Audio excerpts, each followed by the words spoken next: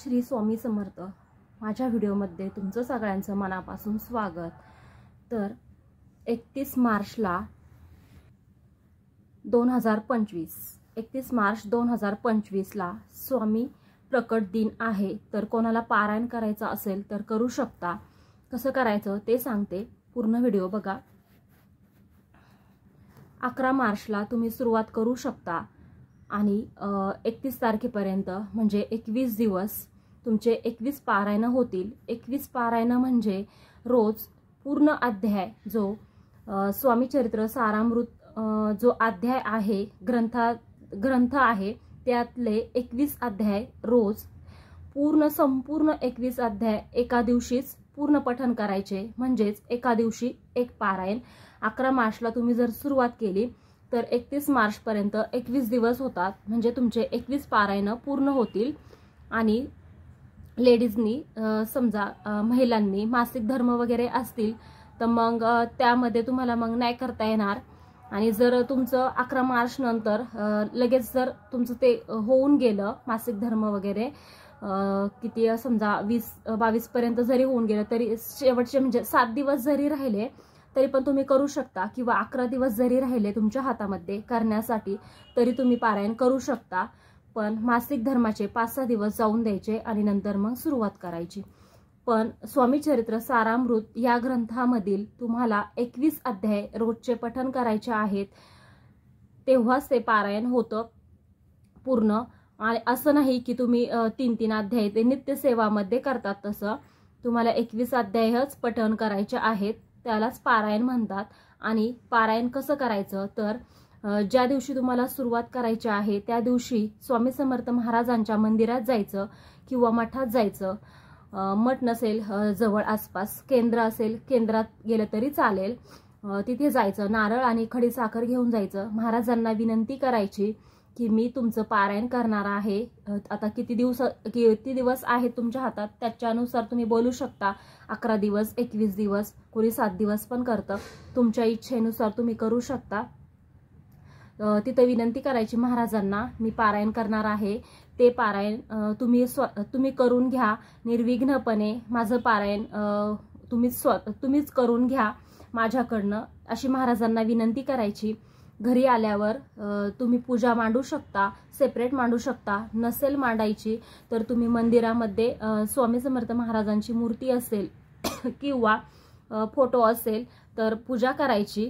आणि बाकी काही नाही, एवढंच आहे। आणि फुलं वगैरे मोठा फोटो असेल तर तुम्ही हार करून घालू शकता, किंवा मग छोटी मूर्ती असेल तर फुले वगैरे वाहू शकता, बाकी काहीच नाही। आणि खडी साखर ठेवायची आहे आणि थोडंसं पाणी ठेवायचं आहे आणि त्याच्यामध्ये तुळशीचं पान ठेवायचं आहे। आणि तुळशीच्या पानाचा देठ हा महाराजांकडे करायचा। जसं आपण नारळ फोडल्यावर शेंडी देवाकडे करतो तसंच तुळशीचं पानाचा देठ हा देवाकडे करायचा, म्हणजे स्वामींकडे करायचा। बस एवढंच करायचं आहे, बाकी काहीच नाही। आणि 21 अध्याय पठण करायचे आहेत। त्याच्याबरोबर 21 अध्याय झाल्यावर किंवा 21 अध्याय पठण करायच्या अगोदर तुम्ही 21 वेळा स्वामी समर्थ महाराजांची जपमाळ असते ती 11 वेळा करायची आहे जप। आणि तारक मंत्र 11 वेळा करायचा आहे, एकदा नाही करायचा, 11 वेळाच करायचा आहे। बस एवढंच करायचं आहे। आणि झाल्यावर आरती करायची, संध्याकाळी नैवेद्य दाखवायचा, जो आपण रोजच्या जेवणामध्ये जे आपण जेवतो तेच दाखवायचं, फक्त एखादं गोड काहीतरी नैवेद्यामध्ये ठेवायचं। बस एवढं सोपं आहे। आणि शेवटच्या दिवशी पुरणपोळी करायची आणि महाराजांना नैवेद्य दाखवायचा। एका जोडीला जेवायला घातलं तरी पण चालतं, किंवा एका मुलाला जेवायला घातलं तरी पण चालतं। आणि त्या मुलाला तुम्ही एखादं पिवळं वस्त्र देऊ शकता, एखादा टी-शर्ट देऊ शकता, किंवा तुम्ही नॅपकिन देऊ शकता, तुमच्या इच्छेनुसार तुम्ही काहीही देऊ शकता। नसेल शक्य तर तुम्ही पैसे पण देऊ शकता, 51 द्या, 101 द्या, 21 दिले तरी पण चालतील, असं काही नाही, एवढेच द्या तेवढेच द्या, तुमच्या यथाशक्तीनुसार तुम्ही ते देऊ शकता, बाकी काहीच नाही। आणि शेवटच्या दिवशी म्हणजे जेव्हा तुम्ही उद्यापन करणार आहे, आता उद्यापन म्हणजे 31 मार्चलाच येणार शेवटी ते उद्यापन, कारण अगोदर तुम्ही पारायणाला बसणार आहेत, त्याच्यामुळे मग 31 मार्चला तुम्ही मंदिरात जायचं, महाराजांचं दर्शन घ्यायचं, महाराजांना काहीतरी केळी वगैरे घेऊन जायचं दर्शन घेऊन घरी यायचं. साधं सोपं आहे, करू शकता तुम्ही. फक्त याच्यामध्ये एकच अट आहे, नॉनव्हेज अजिबात खायचं नाही, पूर्ण बंद करायचं. ज्या दिवशी तुम्ही पारायणाला सुरुवात करणार आहात त्या दिवशी तुम्ही नॉनव्हेज पूर्ण बंद करायचं आणि ब्रह्मचर्या वगैरे पाळायचं आहे. चटईवर झोपायचं आहे, गादीवर बसायचं नाही. बाकी सगळं माहितीच आहे आता तुम्हाला. परान्न पण वर्ज्य करायचं, परान्न अजिबात घ्यायचं नाही, कारण दुसऱ्यांचं अन्न ह्याच्यातून आपल्याला खूप मोठा दोष लागतो. कारण त्यांनी करताना ते अन्न बनवताना किती वाईट विचार म्हणजे माणसाच्या मनात येतात, ते सगळं त्या अन्नामध्ये उतरतं. त्यामुळे तो दोष आपल्याला खूप मोठा लागतो.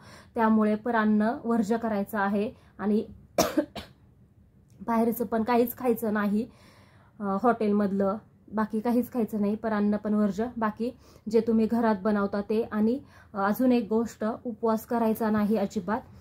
तुमच्या इच्छेनुसार तुम्ही करू शकता, दिवसभर, संध्याकाळी सोडू शकता, पण उपवास वगैरे नाही करत शक्यतो ह्या पारायणामध्ये उपवास नाही केला तरी चालतो. अगदी साधं सोपं आहे, एकदा करून बघा. संकल्प करा. करण्याच्या अगोदर ग्रंथ वाचायच्या अगोदर तुम्ही संकल्प करून ग्रंथ वाचायला सुरुवात करू शकता. संकल्प कसा करायचा ते पण साधं सोपंच आहे. उजव्या हातावर पाणी घ्यायचं, त्याच्यावर हळद कुंकू अक्षता टाकायचं, फूल ठेवायचं एक, आणि आपली जी इच्छा असेल ती बोलायची आणि ताम्हानामध्ये ते पाणी सोडून द्यायचं. तुळशीला सोडून तुम्ही कोणत्याही झाडाला ते पाणी घालू शकता. दुसरीकडे बाजूला कुठेही फेकू नका.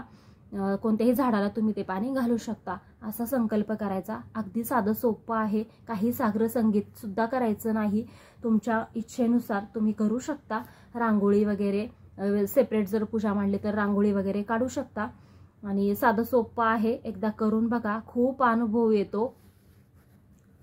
आणि जर तुम्हाला 21 अध्याय जर नसेल जमत करायला, पठण करायला, तर तुम्ही 7 अध्याय सुद्धा मग करू शकता. कारण काहींच्या अडचणी असतात, लहान बाळा असतात, काही प्रॉब्लेम असतात, एका वेळी एवढ्या वेळ बसू नाही शकत, कारण 2 तास तरी लागतात. आणि जर नवीन असेल वाचायला तर प्रत्येक शब्द हा आपल्याला नवीन असतो, त्यामुळे थोडा वेळ जास्त लागतो. आणि जर आपल्याकडनं अगोदर वाचून झालेलं असतं, म्हणजे एकदा डोळ्याखालून ते शब्द गेलेले असतील, तर मग आपल्याला जास्त वेळ नाही लागत वाचायला. आणि त्याच्यामुळे जर नसेल शक्य तर मग तुम्ही 7 अध्याय रोजचे पठण करू शकता, तरी पण चालतील. आणि अजून एक, आपण देवाची सेवा, महाराजांची सेवा मोजून मापून नाही करायची. कारण महाराज आपल्याला खूप भरभरून देतात, ते आपल्याला असं मोजून मापून देत नाही. आपण मागतो त्याच्यापेक्षा 10 पट ते जास्तच देतात. त्यामुळे महाराजांची सेवा जेवढी करता येईल, शक्य होईल तेवढी करा. एवढंच सांगायचं होतं आजच्या ह्या व्हिडिओमार्फत. आणि आवर्जून करा. 31 मार्चला आपल्या महाराजांचा प्रकट दिन आहे. खूप आनंदाने, उत्साहाने करा. तुमच्या पण इच्छा पूर्ण होतील. मनापासून करा. आणि पहिलं ह्याच्या अगोदर कधी केलं नसेल तर आवर्जून करा. काही ना काही अडचणी आपल्या आयुष्यात असतात, त्या दूर होण्यासाठी एकदा पारायण आवर्जून करा. एवढंच सांगायचं होतं. व्हिडिओ आवडला असेल तर चॅनलला सबस्क्राईब करा. धन्यवाद.